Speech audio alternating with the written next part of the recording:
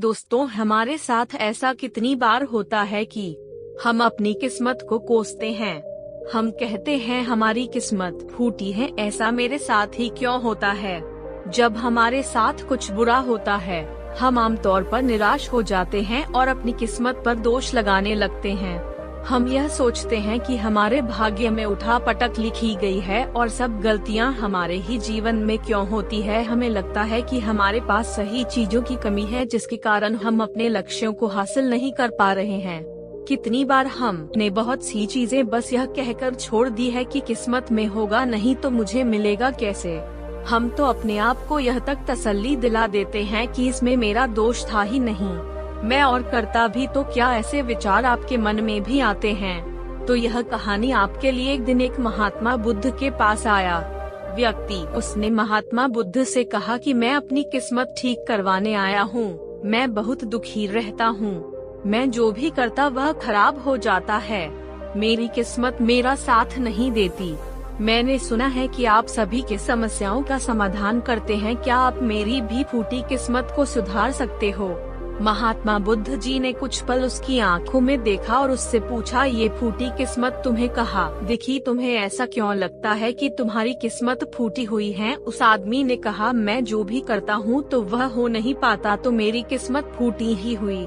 किसी वक्त मेरे पास सब कुछ था, धन सुख आनंद, फिर मेरे माता पिता गुजर गए। जैसे जैसे करके मैंने अपनी खुद की परवरिश की, मैंने जिससे सच्चे मन से प्रेम किया उस प्रेमिका ने किसी और से विवाह कर लिया।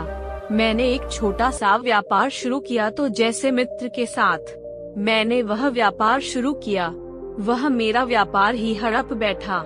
मुझे किसी ने बताया कि आप सारी समस्याओं का हल निकाल देते हो, क्या आप मेरी भी किस्मत ठीक कर सकते हो? महात्मा बुद्ध ने कहा, लाओ तुम्हारी फूटी किस्मत मुझे दे दो, मैं अभी उसकी मरम्मत कर देता हूँ। व्यक्ति ने कहा, मैं किस्मत को कैसे दे सकता हूँ, वह तो दिखाई भी नहीं देती। महात्मा बुद्ध ने पूछा, जब तुम्हें तुम्हारी किस्मत दिखाई ही नहीं देती तो तुम्हें कैसे पता कि वह खराब हो चुकी है?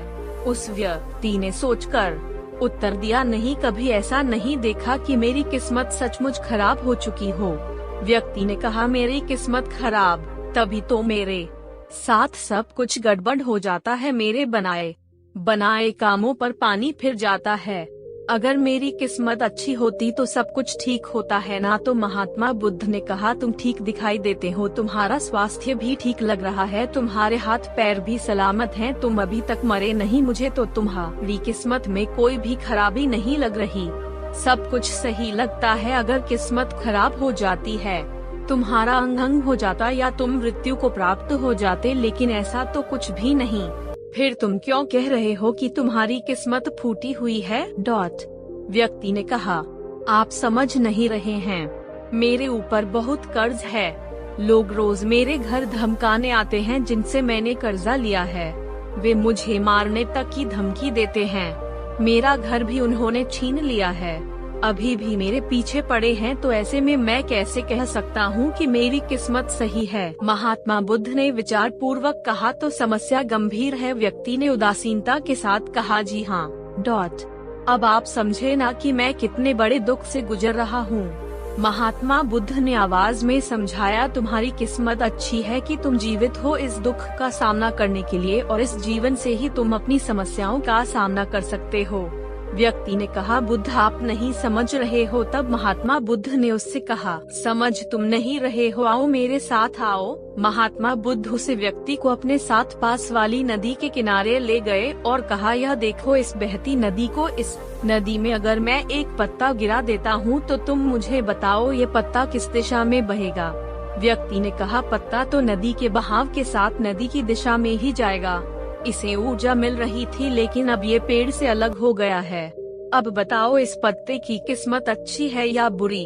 व्यक्ति ने कहा, अब तो इस बड़ी ई की मात्रा किस्मत बुरी है, क्योंकि अभी अपने पेड़ से अलग हो गया है और ज्यादा दिन जीवित भी नहीं रह पाएगा, धीरे धीरे सूख जाएगा। महात्मा बुद्ध ने कहा, अभी यह मरा नहीं है, अभी भी यह जीवित है, और लाभ यह है कि अभी ये पत्ता वह सब कुछ कर सकता है जो वह पेड़ से लगे रहकर नहीं कर सकता। बुद्ध ने वह पत्ता हवा में छोड़ दिया। वह उड़कर दूर जा गिरा। तब बुद्ध ने कहा, देखो, पेड़ पर रहकर भी कभी इतनी दूर मैं जा सकता था। आज इसने स्वतंत्र होकर उड़ने का आनंद लिया है। फिर वो पत्ता उड़कर नदी में जा गिरा। बुद्ध ने कहा, देखा, अब वह पत्ता नदी में तैरने का भी आनंद लेगा। और अगर तुम ध्यान से देखो तो यह पत्ता कितने ही छोटे छोटे जीवों को अपने ऊपर बैठाकर नदी के एक किनारे से दूसरे किनारे पहुंचा रहा है। इस पत्ते की भी किस्मत अच्छी है, क्योंकि वह अपने नए अवसरों को ढूंढने में लगा हुआ है। तुम्हारी समस्याएं तुम्हें उड़ने का अवसर दे सकती है, यदि तुम उन्हें सकारात्मक नजरिए से देखो। उस आदमी ने वहाँ खड़े होकर महात्मा बुद्ध के बातों पर विचार किया। धीरे धीरे उसने पूरी कहानी के पीछे छिपे गहरे अर्थ को समझना शुरू किया। वह महात्मा बुद्ध की ओर देखते हुए बोला, आप सही कह रहे हैं। मैंने अपने भाग्य पर ध्यान देने में अपने दृष्टिकोण को सीमित कर दिया था। मैं इतना प्रयास कर रहा था कि समस्याओं और मुश्किलों पर ही फोकस करता रहता, जिसके कारण मैं उनमें मौजूद अवसरों को देखने में असमर्थ था। मुझे अब समझ आ गया है कि मेरी फूटी किस्मत बस एक डर और निराश आकार से उत्पन्न एक धारणा थी। ये कहानी हमें यह सिखाती है कि हमारी किस्मत हमारे हाथ में होती है। हम खुद अपने जीवन की दिशा निर्धारित करते हैं। हमारी समस्याओं का हल भी हमें ही निकालना होता है। चुनौतियों को एक अवसर के रूप देखकर हम आगे बढ़ सकते हैं और अपनी किस्मत को सुधार सकते हैं। दोस्तों, ऐसी कहानियाँ हमें जीवन जीने का तरीका सिखाती है। अगर आपको एक कहानी पसंद आई और आप हमारे चैनल पर और बेहतरीन कहानियाँ देखना चाहते हैं तो सब्सक्राइब जरूर करें।